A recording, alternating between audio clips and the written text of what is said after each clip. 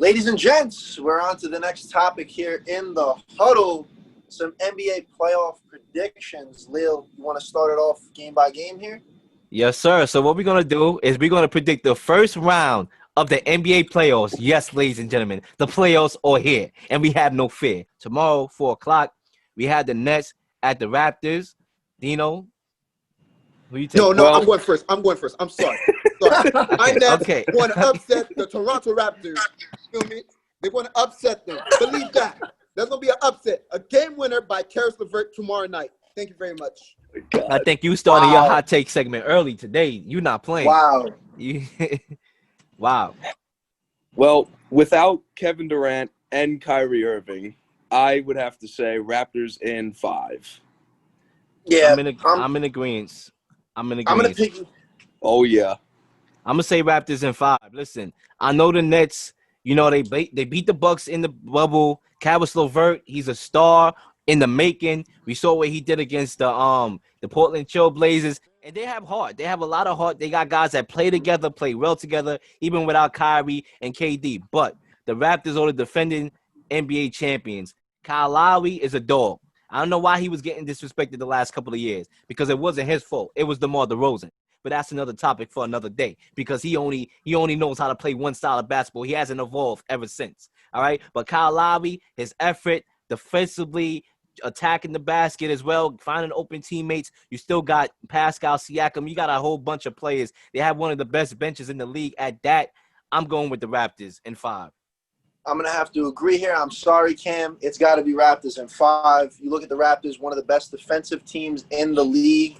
And you look at the Nets, like Leo said, the fight that they put up against the Trailblazers, who were trying to get a spot in the playoffs, that alone shows they have great depth. And next year, when you throw in a healthy, obviously KD and Kyrie, DeAndre Jordan and Spencer Dinwiddie are also not even going to play tomorrow, so they don't have them. So you throw them in next year, plus the depth, then we could talk about maybe contending for a championship. But this year, I don't see an easy five game win. Don't worry, Cam. Don't worry. Next year they coming out the East, but now we gotta get bounced to the first round. All right, I'm sorry. Brooklyn, stand up.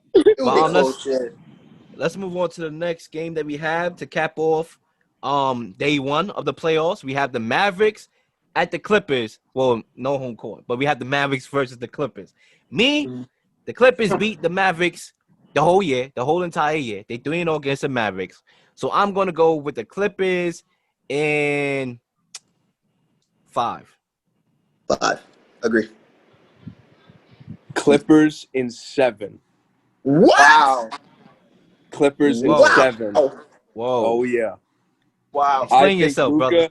I think that Luka and KP, I think they're going to make some noise in the first round. And they're going to prove that they're not this year, but they're going to prove that in the next year and a couple years down the line, they're going to be a force to be reckoned with. And this is going to be their little entry to that. They're going to take the Clippers to 7 games. See, my thing is, listen, I love Luka and KP. I think they up and coming, they next, but they don't have that it factor at the end of games for me. They think about the Mavericks and how much close games they lost throughout the whole year. I don't think they just all of a sudden going to get it in the playoffs where the pressure is on. You know what I'm saying? That doesn't just click in that type of moment. So that's why I'm going with the Clippers in 5. To give Dino some credit here, Doncic has obviously been balling out. He's the only player in the bubble with at least 100 minutes. So he's been doing big things in the bubble for the Mavericks. Obviously, like you said, KP, but they got the 18th ranked defense in the league, and you can't have that when you got Kawhi and Lou Will, who are going to pick apart that defense. Not to mention Paul George, and then you throw in Marcus Morris. I just don't see the Mavericks putting up that big of a fight. So I'm going to go with the Clippers in 5 games. And the next game we have at 4 o'clock on Tuesday, we have the Heat versus the Pacers. I think this is going to be a good series here. This might be probably my second best series, maybe my second or third best. It's in the top 3 of the series in the first round. Listen, you got T.J. Warren versus Jimmy Butler. We all know that saga right there. The last time Jimmy Butler got the best of that cat, put him in check like Nike. The brother only got 12 points. The Heat is one of the Heat is one of the teams that I'm saying watch out for them. They might come out the East, so I'm going to have them winning this series. I'm going to go Heat in a close 6 games. I Won't be agree. surprised. I agree. The Heat are going to win in a close 6 games. I can see the 6 games for the Heat. I mean, obviously the Pacers, like you said, Leo, with Warren, like, man averages 31 in the bubble, so he's been doing great. But when you have Sabonis out and Victor Oladipo still trying to find his feet, I just don't see the Pacers being able to overcome that. But it's going to be close. It's going to be close. But, yeah, 6 games for me. It's never going to be physical. Like that, out of all the games, like it's going to be a lot of back and forth, a lot of physicality involved. So I just think that the Heat will, prevail, and Jimmy Butler's going to shut down T.J. Warren again. And we move on to the next game, which I think is going to be the best game in the series. I mean, the best game in the best series in the playoffs. Should I say? Can we get it right this time? We have the Thunder versus the Rockets, 6:30 on Tuesday. Listen, I think this is going 7 games. I'm not even going to lie. And I'm going to take games. And I might upset some people here. I know I've been very high on the Rockets throughout the year. I said if the Lakers or the Bucks or the Clippers don't make it to the finals or win the finals, it will be the Rockets. But that was before Russell Westbrook got hurt, and I didn't know he was going to miss a couple games. So, you got to go with the times. I'm pretty sure college football thought they were going to have a season till the pandemic came. Okay, change your plans. Change your plans for me. I'm going with the Thunder. CP3 will get his revenge on James Harden. I'm going to Thunder in 7. Wow. How You know dare what? you? You know what?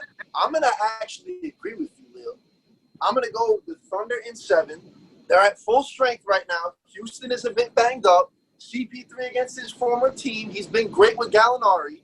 So, and then you also have Steve Adams, who's going to be a problem on the board. So, I think the Thunder give them a run for their money. Like, listen, as good as the Rockets are, I think the Thunder come away with an underdog win. Well, it's not going to be easy. And you guys think that I'm supposed to be afraid of a 34-year-old CP3? A bum? Listen, A a CP3 with a good IQ, a CP3 that's arguably in my top 5 of MVP throughout the whole year is in my top 5. Simply because when you talk about most valuable player, the Thunder had no expectations. He and the way how he fit on that team, bro, the leadership, the passes, getting everybody involved. Listen, I'll take a 35-year-old CP3 than a lot of these cats that's young and out here in the NBA. Give me CP3. Okay. I'm glad he take him. That's fair. When Harden dropped a 50-piece on his behind with 10 assists and another triple-double, I want you to have that same energy. But I'm going with Okay, all right. I will say this. That can happen. He can drop a 50-piece, but the Thunder is going to drop a 7-piece when they win at 7. That's just it. I got to disagree with you on that, Leo. I got to go. I see now, factoring in Westbrook's injury, I got to go Rockets in 7. In a close 7, the Rockets will overcome the Thunder, though, the youth, and they'll win because I am out on CP3. After he got hurt in that one series 2 years ago against the Warriors, just CP3 swears he's done everything right to win a championship, but he's had some great teams around him, and he's never been able to get it done. He's never even been able to get to the conference finals. Well, and that's what makes this series compelling, because if it does go 7, James Harden barely shows up in games that matter, and CP3 you can argue as well. So it will be an interesting series, and I think this series, without Russ, is very evenly matched. So we'll see. And to end off the night, we have the Trailblazers, the highly anticipated series. The Trailblazers versus the Lakers, 9 o'clock. Talk to me, whoever want to take this mic first. I'll go first. It is, first of all, it is not highly anticipated. And second of all, the Lakers are breaking out the brooms. As much as it pains me to say, because I hate the Lakers as a Celtic fan, the Lakers are going to beat the Blazers, I'll be generous, in 5 games. It is LeBron and Anthony Davis on the same team in the playoffs. Come on now. Don't even say the Blazers are winning this series. And if they they're not going to win it. the Lakers are going to beat them in 5 games. A two-man show. A two-man show, Dino. LeBron and AD. You're gonna have LeBron at 35 years old, playing 30+ minutes during this series. Okay. It's LeBron. It's LeBron. Okay. So what's gonna be the excuse when LeBron exit this series? What's gonna be the excuse? He had no help. He didn't have this. He didn't have Rondo. Oh, he didn't have this, huh? It's always Carmelo, are you going there? Are you going there, Carmelo? Wow. Are you going there, Carmelo? I am tired. It is a two-man show in LA. LA does not have a third scorer. The bench sucks balls. I'm sorry to say that. The bench sucks. Wow. They do. Their Okay. defense does suck, and they don't have a third option. You're right. Okay. And look. So who you going with? Leonard is hungry, and I'm going with Blazers in 6, baby. Blazers in 6. Wow. Hot take. That may be Double. We got hit with a double whammy. Wow. We got hit with a double whammy here. Yo, it's up to me and Kenny C to, balance this out. Okay, we got to calm y'all down. We got to calm. We got to relax the atmosphere a bit here. We got to hit y'all. Me and Kenny C got to hit y'all with facts here. We got to calm it down because y'all went left and y'all went right. We going to go right up the middle here with this one. Listen, I know it's going to be a compelling series. It's going to be it's not going to be a sweep. It's not going to be 5. It's going to go 6. Listen. One thing that worries me about the Blazers, yes, we know we have LeBron, they have LeBron, they have Anthony Davis. And obviously, John Morant cooked them up, Caris LeVert cooked them up. What the hell you think LeBron James is going to do? LeBron James is going to go to the basket and get his points. They're not going to be able to stop LeBron, be able to stop AD. But what do you have outside of AD?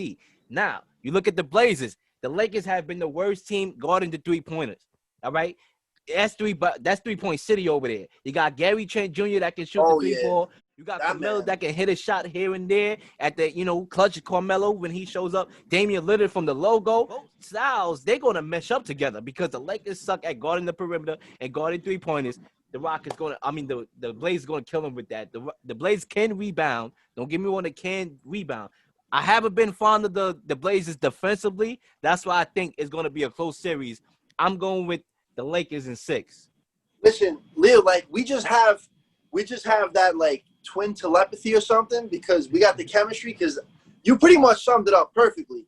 Yes, the Lakers will win it. So, to calm down Dino here with Cam's take, the Lakers will win it, but it will be in 6 because I do think that you summed it up perfectly. Dame's going to be hitting shots from all over. He can hit you from the logo any night. Melo's been heating the hell up. Gary Trent Jr., from what I saw last night against the Grizzlies, love that. They got Nurkic back, so I think it's going to be close, but, at the end of the day, LeBron James and AD together is just like two fellas playing in the All-Star game. It's going to be hard to stop. Exactly. But don't get me wrong. The Trailblazers is battle-tested. All their games in the bubble has been close. All right? They won some, they lost some, but they battle-tested. They had to win. They was in a lot of must-win games. The last 3 or 4 games was must-win games for the Blazers. So if they can take that momentum and let it travel in the series, they can upset some folks here. But all in all, playoff LeBron James is very different. Okay, he's a different man. He's a different animal. He will put his foot on the gas. And, hopefully they may get a Kuzma to get some big games, hit some big shots here and there, whoever step up. But I do believe, all in all, they will win the series. And listen, these fellas are hungry, man. Like you said, every game was close. They are hungry this year. This is a hungry Blazers team. And then when you have Skip Bayless chirping in Dame's ear about how he's not a superstar, how he's not clutch, this and that, Dame's going to want to prove that fella wrong. The man who makes one of the biggest bullshit artists, I'd say, is Skip Bayless when you talk about sports shows because he makes the hottest takes that end up biting him in the ass a week later. So, there's going to be some hot takes on this show that's going to be biting some people in the ass, but I don't want to gossip.